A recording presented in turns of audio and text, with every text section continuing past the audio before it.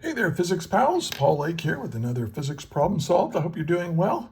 And in this video, I'm going to answer 3 conceptual questions about vectors. And this is for a unit on vectors. I had another one that I just published like this, where I'm just answering conceptual questions.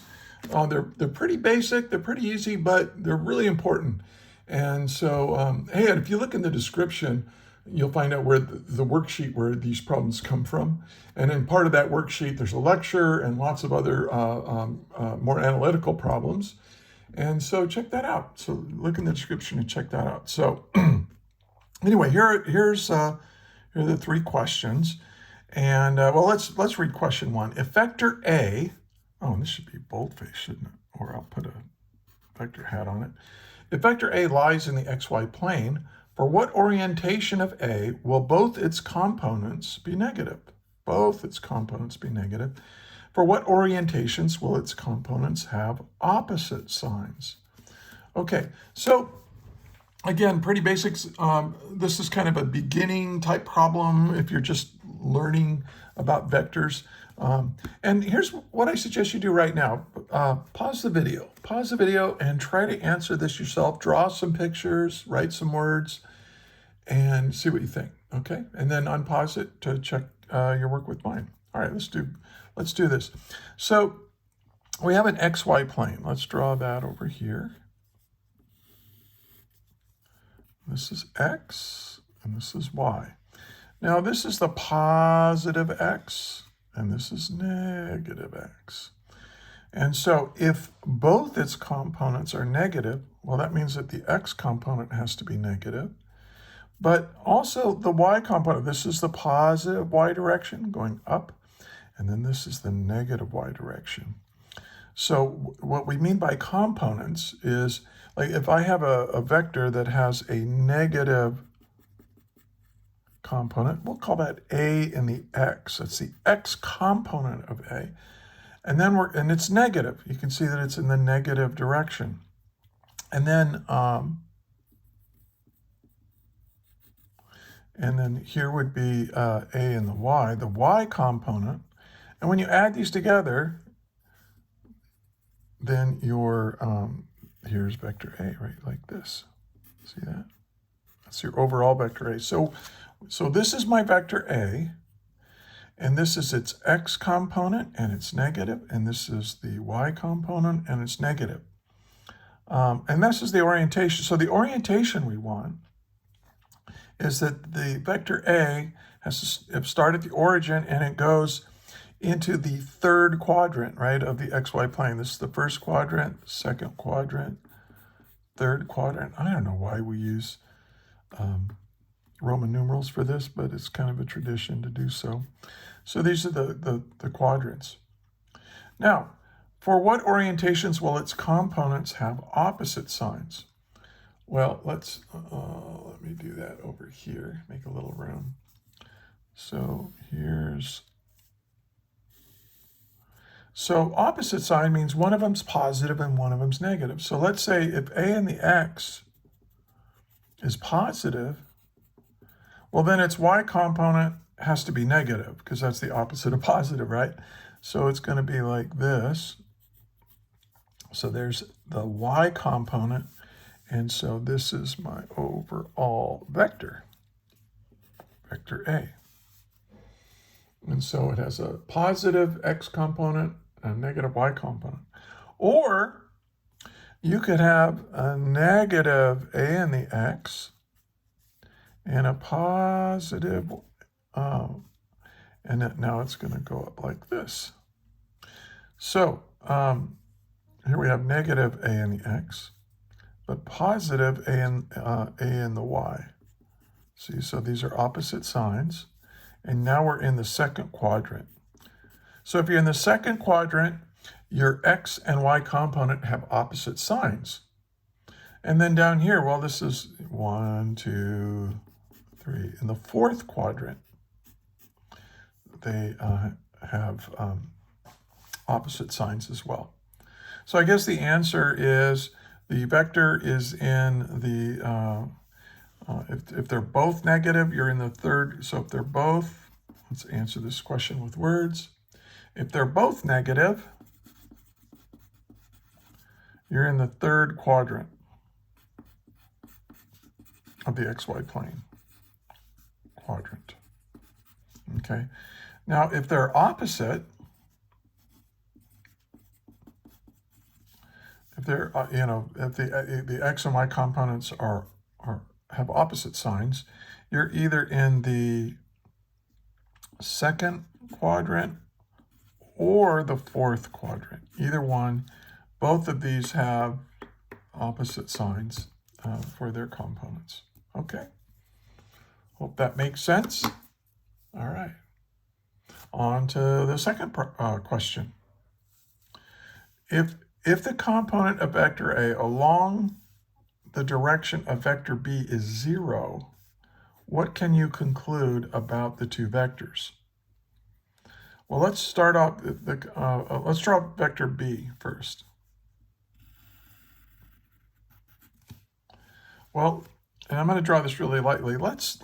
Here's what they talk about. The component of vector A that's along the direction of B. Let's draw A like this. Here's vector A. Well, vector A has a component now that's parallel. Well, okay, I gotta label that vector B. That's a component that is along the direction of vector B. Okay. Now here's another component. We'll call this the parallel component because it's parallel to B. And we'll call this little perpendicular sign. This is the perpendicular component. Well, what we want is this component, the parallel component, to be 0.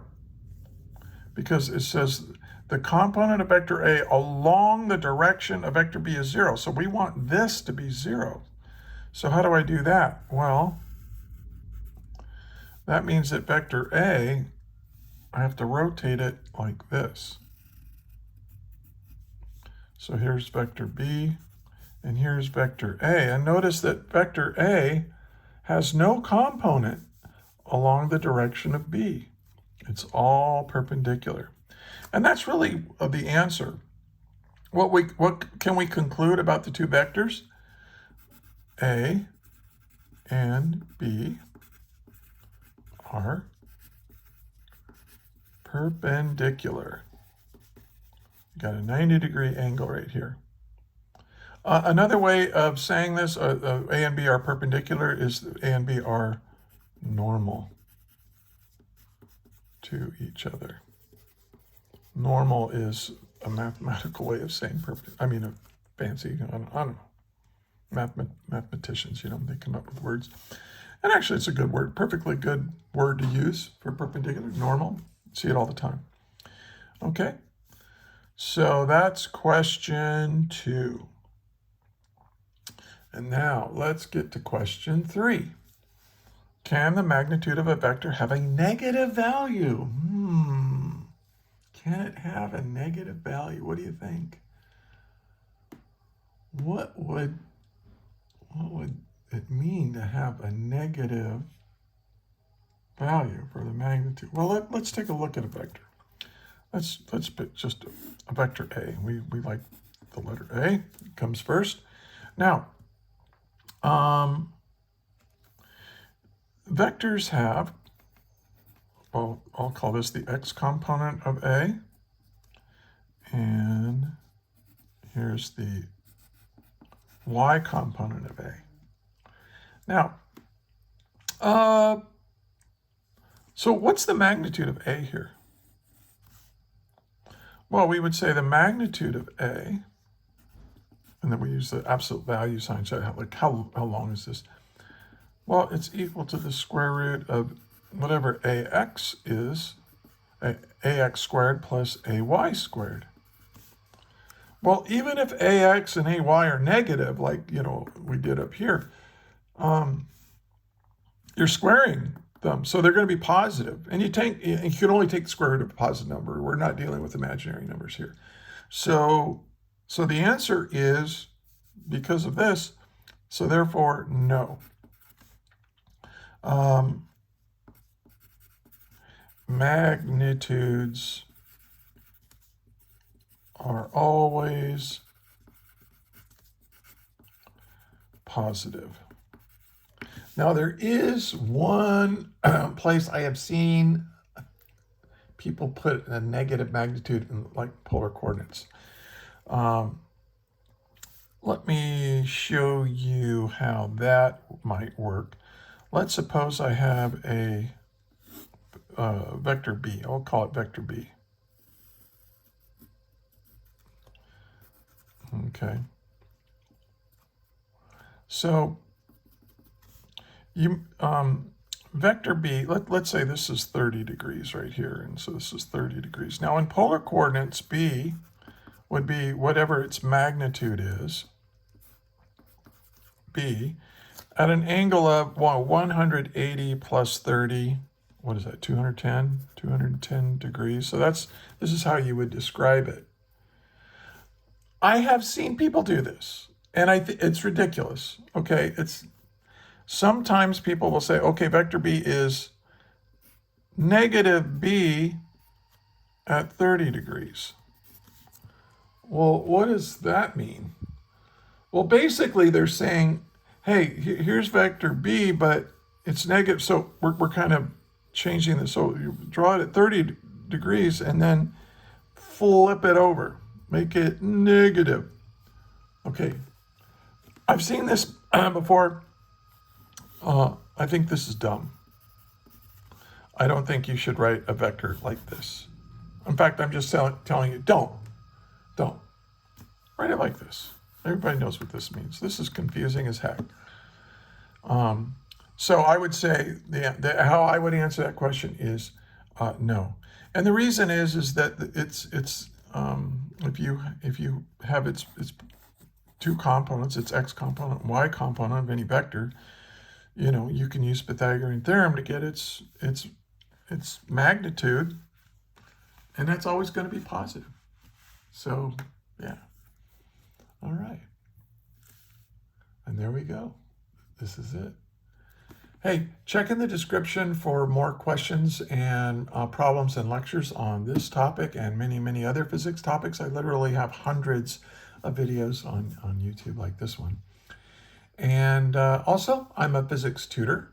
So look in the description. There's a link that will take you to a Google Doc that'll explain to you how to get in touch with me.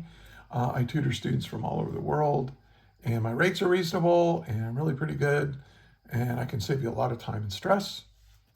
And also, I want to thank you for being a physics student, because without hardworking, smart students like you learning how the universe works, grinding through thousands of physics problems like this, hey, our civilization will crumble without you, because it's all based on physics. Even this technology I'm using right now, I'm using this iPad, it's all based on physics. The airplanes you fly in, the cars you drive, all the things that we enjoy, all the technology we enjoy, it's all on a foundation of physics. So we need you. And hey, again, thanks for watching. And until the next video, may the net force be with you always. That is all.